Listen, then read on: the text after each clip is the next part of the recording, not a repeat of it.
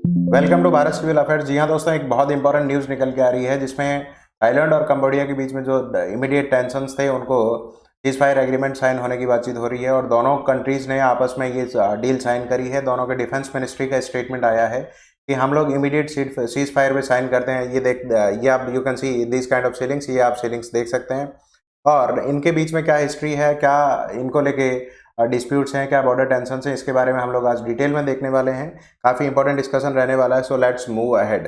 ये देख सकते हैं आप, एग्रीमेंट रिसेंटली दोनों डिफेंस मिनिस्टर्स ने साइन करा है और इनके बीच में जो इंटेंस फाइटिंग चल रही थी 20 डेज से, उसको एक तरीके से हॉल्ट आया, उस पर पॉज आया और ये इन्होंने क्लियरली स्टेट करा है कि हम लोग जो फर्दर टेंशन होगी उस पर क्लियर एक तरीके से कॉन्वर्सेशन होगा और अभी के लिए रिसेंटली इमीडिएट बेसिस पे सीज फायर साइन हो गया है।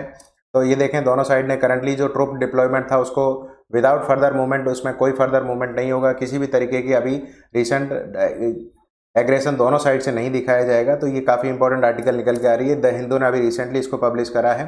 तो इस पर हम लोग डिस्कस करते हैं, इनकी हिस्ट्री क्या है, क्या इनके बीच में डिस्प्यूट्स हैं, टेंशन क्या है, कहाँ से राइज हुई, इनकी मैपिंग कहाँ से हुई, तो इसको डिटेल में हम लोग देखने की ट्राई करेंगे। देखें, किसी भी तरीके का फर्दर री नहीं होना चाहिए जो जिससे क्या है कि इस सिचुएशन को जितना जल्दी हो सके वो सॉल्व कर सकें। दोनों डिफेंस मिनिस्ट्रीज का स्टेटमेंट है, कंबोडियन डिफेंस मिनिस्ट्री ने भी ऐसा बोला है। तो लेट्स मूव अहेड। देखें, इनका मैप ये है कि इनमें जो मेजर डिस्प्यूट है इन लोकेशंस को लेके, प्रीच विहार कॉम्प्लेक्स, यहाँ पर एक हिंदू टेम्पल कॉम्प्लेक्स है, उस पर इनका काफ़ी थाईलैंड ये बोलता है कि ये जो कॉम्प्लेक्स है ये बिलोंग करता है ओरिजिनली थाईलैंड से, लेकिन ultimately international court of justice ने इसको कंबोडिया को अवार्ड कर दिया था और बेसिकली अभी जो ओरिजिनल पार्ट है वो कंबोडिया से बिलोंग करता है। सो इसके बेसिस पे हम लोग कह सकते हैं कि इंटरनेशनल कोर्ट ऑफ जस्टिस की इसमें रूलिंग है। ये जो कॉम्प्लेक्स है प्रीच विहार कॉम्प्लेक्स, वो अभी कंबोडिया से बिलोंग करता है। अभी रिसेंट एग्रेशन इसी रीजन से हुआ है। यहाँ पे एक रिवर भी चलती है, मेकोंग रिवर, उसके कोर्स ऑफ फ्लो में भी चेंजेस आते रहते हैं। तो ये भी एक अपने आप में डिस्प्यूट का रीजन है। देखें, यहाँ डिस्प्यूटेड रीजन है, बरीराम हो गया, सुरीन हो गया, ये सब थाईलैंड के पार्ट है। ये इधर वाला जो पार्ट है थाईलैंड का, this part belongs to the Cambodia. और अंकोर वाट वैसे भी एंशियंट, बहुत एंशियंट टाइम से यहाँ पर एक टेम्पल रहा है। तो प्रीच विहार टेम्पल कॉम्प्लेक्स है, इसमें थाईलैंड अपनी एक तरीके से टेरिटोरियल क्लेम करता है, लेकिन ओरिजिनली ये कंबोडिया का पार्ट है और रूलिंग के अकॉर्डिंग भी ये कंबोडिया का पार्ट है। तो ये जो डिस्प्यूटेड रीजन्स हैं, बुरीराम हो गया, सुरीन हो गया, सिसाकेट हो गया, ये बेसिकली बिलोंग करते हैं थाईलैंड से।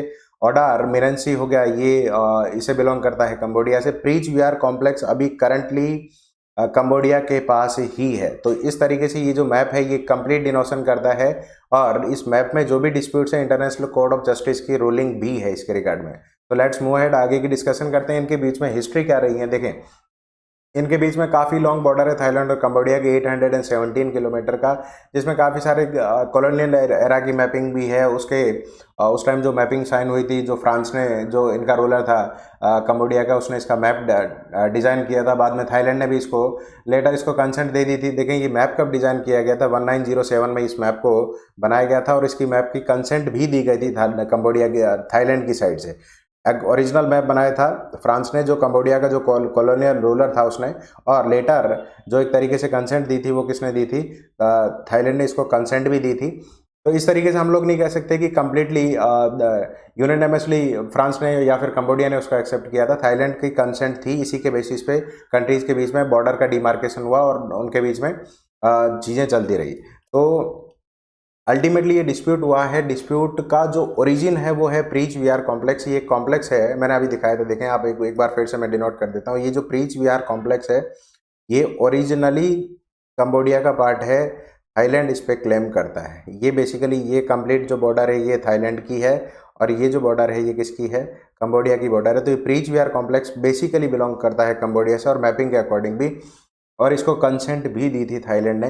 लेकिन अभी रिसेंट टेंशन इसी को लेकर इरप्ट हो गई और इनके बीच में जो बॉर्डर है जैसे 817 किलोमीटर की, जिसका हमने डिस्कस किया, 1962 में ये जो प्रीच विहार कॉम्प्लेक्स था, इंटरनेशनल कोर्ट ऑफ जस्टिस ने किसको दे दिया था, कंबोडिया को। लेकिन थाईलैंड ने इसको फिर भी एक डिस्प्यूटेड टेरिटरी माना था। लेकिन 2013 की जो रूलिंग थी इंटरनेशनल कोर्ट ऑफ जस्टिस, उसने रीअफर्म करा कि that this territory originally belongs to Cambodia और कंबोडिया का ही इस पे सॉवरेन राइट है।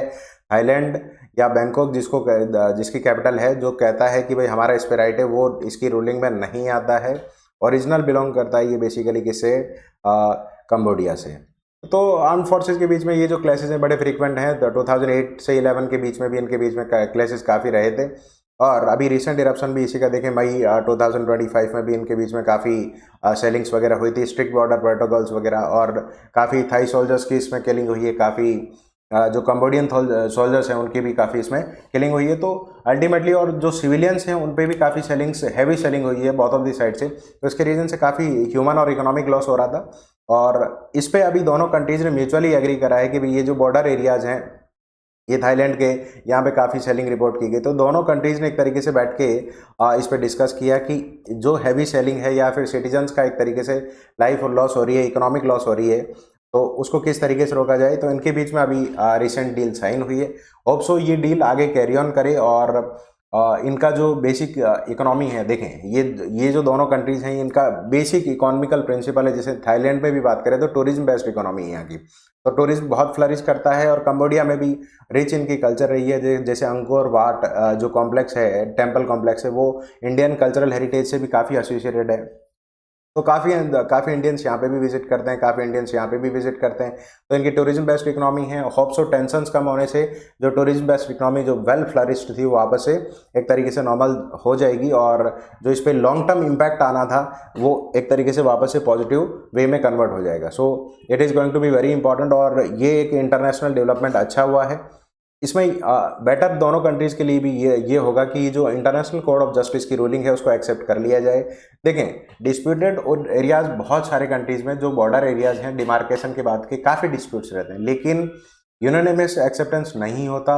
कंट्रीज़ को आपस में बैठ के डिस्कस करना होता है, और अगर फिर भी कोई डिस्प्यूट है तो इंटरनेशनल कोर्ट ऑफ जस्टिस उसके लिए है। वो उनकी कंप्लीट एक तरीके से मार्किंग होती है, वहाँ पे हियरिंग्स भी होती है। तो इन्हीं हियरिंग्स को देख के वो डिसीजन लेते हैं, और फिर भी किसी कंट्री को डिस्प्यूट है तो they can again challenge that kind of decision. तो better than fighting, better than going into the direct war, full fledged war, international court of justice के यही काम है, और उन पे यहाँ पर ये डिस्कशन, देखिए ऑन टेबल जो डिस्कशन हो सकता है बैठने से, कॉन्वर्सेशन से, if matter can be settled out, matter can be sorted, so why to go into the war where human and economic losses are so huge, बहुत बड़े हैं कंट्रीज को, इनकी बहुत ज़्यादा एक तरीके से क्या चुकानी पड़ती है कीमत। जैसे आप देख रहे हैं रशिया यूक्रेन वॉर के टाइम भी यही हुआ, और उस टाइम भी अभी तक ये वॉर चल रहा है, एंड हो रहा है। रशिया जो टेरिटोरियल क्लेम करता है यूक्रेन पे, उसमें भी यही है। लेकिन बेटर ये है कि अगर कोई वॉर एंड हो सकता है, अगर कोई प्रॉब्लम या डिस्प्यूट बात से, कॉन्वर्सेशन से, बैठने से ऑन टेबल सॉल्व हो सकती है, तो that is going to be much better. और इंडिया को भी इस स्टेप को क्या करना चाहिए, वेलकम करना चाहिए। तो that's it in the today session. हम लोगों ने ये डिस्कस करा कि इनका कॉन्फ्लिक्ट क्या था, इसकी हिस्ट्री क्या थी, मैपिंग किसने करा, और फर्दर क्या होने के डेवलपमेंट होने के चांसेस है। तो ये कैरियन होना चाहिए, और जो भी इस रिगार्ड में एग्रीमेंट साइन हुआ है उस एग्रीमेंट को कैरी ऑन करना चाहिए। पीस टॉक्स होनी चाहिए दोनों के बीच में, और फर्दर कोई टेंशन रेज होता है तो एक तरीके से डिप्लोमेटिक लेवल पे भी इनसे क्या होना चाहिए, बातचीत होना चाहिए। Because bordering Nations, you cannot change your neighbour. Ultimately आप अपने नेबर को चेंज नहीं कर सकते, नेबर वही रहने वाला है, और उसको आपको एक्सेप्ट करके ही चलना पड़ेगा। और नेबर्स के साथ में friendly relations is always better for any kind of nation. So ये था आज के सेशन में। थैंक यू फॉर वॉचिंग, और आप लोग इस चैनल को सब्सक्राइब करें, Bharat affairs, Bharat civil affairs, और इसमें हम लोग डेली बेसिस पे इन इश्यूज़ को देखते रहेंगे। अगर कोई भी करंट डेवलपमेंट होता है इसके रिगार्डिंग, हम लोग बहुत डिटेल में डिस्कस इनके बारे में करते हैं। Thank you for watching.